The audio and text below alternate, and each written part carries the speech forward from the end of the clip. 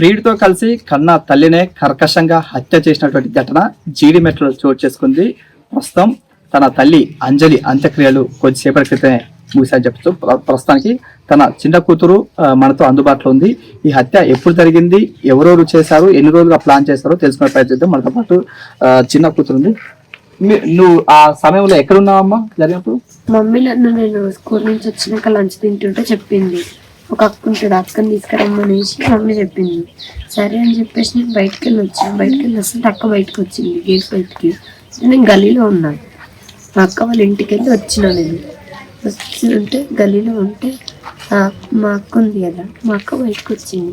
బయటకు వచ్చి నేను చూసింది. అప్పటికే శివబాబు వచ్చేసింది. అయితే నాకు తెలియదు అంటే పోలీస్ వాళ్ళు వచ్చినాక తెలిసింది. అయితే వాళ్ళు ఉన్నప్పుడు లోపల ఉన్నప్పుడు అక్క చూస్తుంది, ఎవరన్నా వస్తుంది ఆ ఇంట్లోకి కొడుతురు కదా, ఎవరన్నా వస్తే మళ్ళీ వీళ్ళు ప్రాబ్లం ఎదుర్కొంటారని చెప్పేసి అట్లా తిరుగుతుంది. బయటకు వచ్చి చూసింది. మీకు అనవండి అనేసి లోపలికి పోయింది. నేనేమనుకున్నాంటే అక్కని చూసినప్పుడు మమ్మీ చెప్పినట్టుంది, వస్తుందేమో నన్ను తీసుకెళ్ళడానికి, ఎంతసేపు అయింది అనేసి నేను వస్తుంటే మళ్ళీ బయటకు వచ్చి చెప్పులు వేసుకొని మమ్మీ ఏమంటుందంటే ఇంటికి శ్రీజన్ తీసుకొని రమ్మంటుంది. ఎవరో మాట్లాడతారంటే ఎవరో వంట వాళ్ళు వస్తుందంటే తీసుకురమ్మంటే నమ్మి నేను అయ్యిందని నాకు నేను బుక్స్ పైన తీసుకోవడానికి స్టిక్కర్స్ తెచ్చుకుంటాను. ఈ స్టిక్కర్స్ ఇంట్లో పెట్టేసి పోదాం అక్క అన్నాను. తప్పకుండా అంతుంటే నేను పట్టుకుంటున్నాను. సరే అని చెప్పి అక్కకు వచ్చేసి వాటి నుంచి సంకీర్తన అక్క ఉంటుంది. అక్క వాళ్ళ ఇంటికి వెళ్ళమంటే అక్క క్లాస్మేట్స్ వాళ్ళంతా. అక్క వాళ్ళ ఇంటికి వెళ్ళాక అక్క లేదని చెప్పేసి ఇంకొక అక్క ఉంటుంది. అక్క పేరు ఏదో ఉంటుంది, తెలియదు, గుర్తులేదు.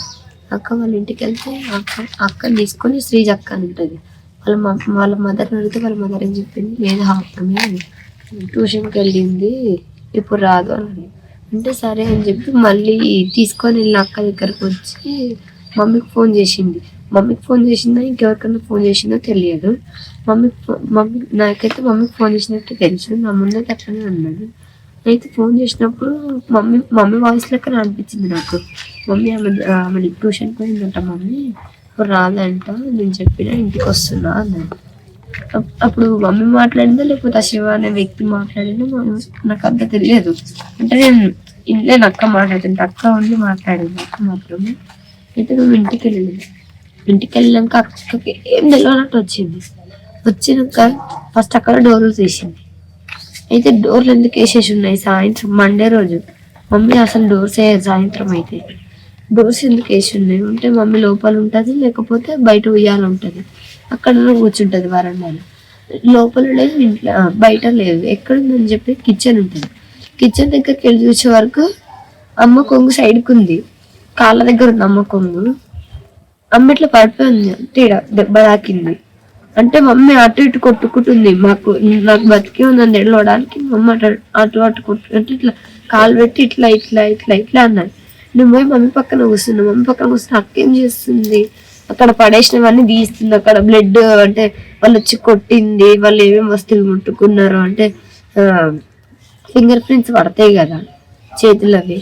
బ్లడ్ కూడా ఇంట్లో డైనింగ్ టేబుల్ దగ్గర నేను మా పెద్దమ్మ వాళ్ళకి చూపించిన.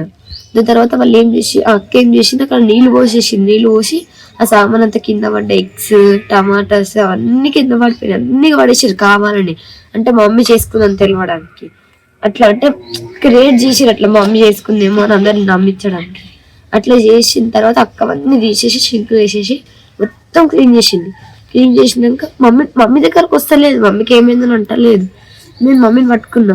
మమ్మీ హెడ్ తీసుకుని ఇక్కడ పెట్టుకున్నా. మమ్మీ తల కింద చేయి పెట్టినప్పుడు ఇక్కడ నేను అన్నా ఫస్ట్ పోగానే మమ్మీ దగ్గరకు పోయి కూర్చుంది.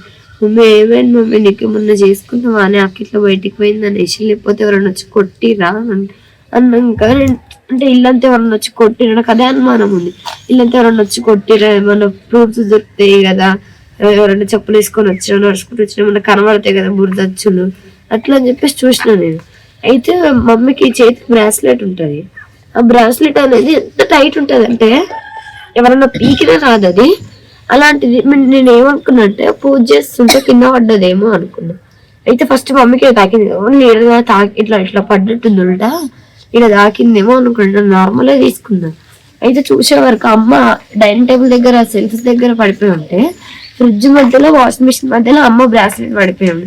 అంటే వాళ్ళు ఎంత కిరాతకంగా చంపేసిరంట అమ్మని, ఇంత 40 రూపాయలు ఎక్కడో కొట్టి ఫస్ట్ అరిస్తే ఎవరన్నా వస్తారని చెప్పి టవల్ మమ్మీ లేకపోతే మమ్మీ కొంగుతోనే చేసిర్రు తెలియదు, గట్టిగా అనేసిర్రు.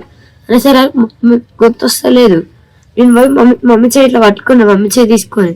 అయితే మమ్మీ కూడా స్పృహలో కొంచెం అట్లా కళ్ళు తెరిచి చూస్తుంది, నన్ను చూస్తూ ఇట్లా పట్టుకున్నాను. నేను మమ్మీని పట్టుకుంటే మమ్మీ కూడా నన్ను ఇట్లా పట్టుకుంది. అయితే ఇంకో చేయి తీసుకొచ్చి ఇట్లా పట్టుకుంది, ఇట్లా పట్టుకుంటే మమ్మీ ఇంకో చేయి తీసుకొచ్చి ఇట్లా పట్టుకుంది. మమ్మీ చేతులకు మొత్తం బ్లడ్, ఆ బ్లడ్ అంతా నాకంటే నాకు ఏం చేయాలి అర్థం కాదు.